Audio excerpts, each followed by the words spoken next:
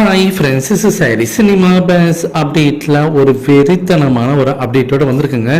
மோகன்லால் அவர்கள் அவருடைய அந்த படத்தோட ப்ரொமோஷனில் வந்து ஈடுபட்டிருக்காரு. குறிப்பாக தமிழ் யூடியூப் சேனலுக்கு அவர் வந்து பேட்டி கொடுத்துருக்காரு. அவரும் பிரத்யேகம் மாறி கொடுத்துருக்காங்க.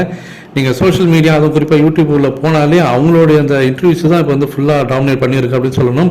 பிஹைண்ட் வுட்ஸில் ஆரம்பிச்சு எஸ்எஸ் மியூசிக்கில் இர்ஃபான் அவர்களோட யூடியூப் சேனல் ஆரம்பித்து எல்லா யூடியூப் சேனல்லையும் இப்போ சமீபத்தில் விகடன் குடும்பத்தினராக வந்து ஒரு இப்போ ப்ரொமோஷன் நிகழ்ச்சியில் ஒரு இன்டர்வியூ கொடுத்துருக்காங்க. எல்லா இடத்துலையுமே மோகன்லால் அவர்கள்ட்ட கேட்கக்கூடிய விஷயம்னாக்கா ஜெயிலர் செகண்ட் பார்ட்டில் நீங்கள் இருக்கீங்களா அப்படின்னு கேட்கும் போதெல்லாம் கண்டிப்பாக அந்த படத்தில் வந்து நடிக்கிறதுக்கு நான் ரொம்ப ஆர்வமாக இருக்கேன். பட் ஆனால் அவங்க வந்து கேட்கணும் இல்லையா, அவங்க கூட்டாங்கன்னா கண்டிப்பாக நான் போயிடுவேன் அப்படின்ற மாதிரி சொல்லியிருக்கிறேன். அதே சமயம் பார்த்தீங்கன்னாக்கா எல்லா படத்துலையும் நம்ம வந்து ஒரு கேமியோ ரோல் பண்ணிட முடியாது. நான் வந்து ஜெயிலர் படத்தில் நடிச்சது கேமியோன்னு சொல்ல மாட்டேன், ஒரு கெஸ்ட் அப்பியரன்ஸ். ரஜினி சார் வந்து கேட்டார். அவர் வந்து நம்மகிட்ட கேட்குறாருன்னா கண்டிப்பாக நம்மளுடைய ரோல் வந்து அந்த இடத்துல ஒரு ஆப்டான சீனில் வரக்கூடிய ஒரு காட்சியாக தான் இருக்கும். நம்மளுடைய ரோல், நம்மளோட கேரக்டர் கண்டிப்பாக கொஞ்சம் ஸ்ட்ராங்கான கேரக்டராக இருந்தால் மட்டும்தான் ரஜினி சார் வந்து நம்மகிட்ட வந்து கேட்பாரு. அவர் கேட்டு நம்மளால மறுக்கவே முடியாது. ஆனால் அதே சமயம் நம்மளால எல்லா படத்துலையும் எல்லாருக்கிட்டையும் கேட்கும் போதெல்லாம் நம்ம போயிட்டு ஒரு கேமியோ ரோல் பண்ணிட முடியாது.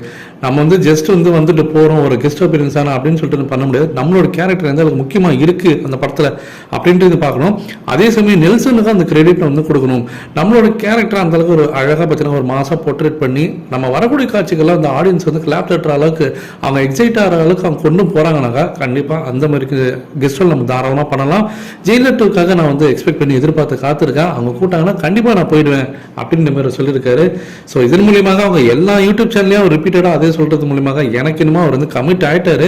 அதை ஓப்பனாக சொல்ல முடியாமல் இந்த மாதிரி சொல்லியிருக்காரு அப்படிதான் எனக்கு தோணுது.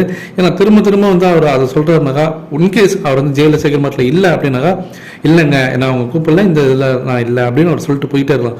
ஆனால் அவங்க கூட்டாங்கன்னா நான் போயிடுவேன், நான் வந்து நடிக்கிறதுல ரொம்ப ஆர்வமாக இருக்கேன் அப்படின்னு சொல்றது மூலியமாக கண்டிப்பாக அவர் இந்த ப்ராஜெக்டில் இருக்கிறாரு 100% அப்படின்றது தான் உறுதிப்பட நம்மளால சொல்ல முடியுது. ஸோ அவரோட சீனுக்காக நம்ம கண்டிப்பாக எதிர்பார்க்கலாம். ஸோ நீங்கள் எந்த அளவுக்கு இந்த படத்தோடைய அந்த நம்ம மோகன்லால் அவர்களுடைய அந்த அப்பியரன்ஸ்க்காக எதிர்பார்த்து காத்திருக்கீங்க அப்படின்றத மறக்காம கீழே சொல்லுங்க ஃப்ரெண்ட்ஸ்.